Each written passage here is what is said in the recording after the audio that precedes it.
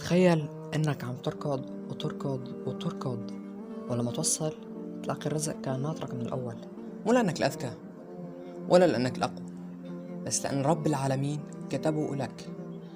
الرزق مكتوب قبل ان تخلق. الرزق مو دايما مال، ممكن يكون راحة، صحة، أو حب، أو دعوة أم، أو لحظة سكينة بنص الزحمة. والمكتوب رح يوصلك حتى لو تأخر. وقال الله في كتابه الكريم: وفي السماء رزقكم وما توعدون.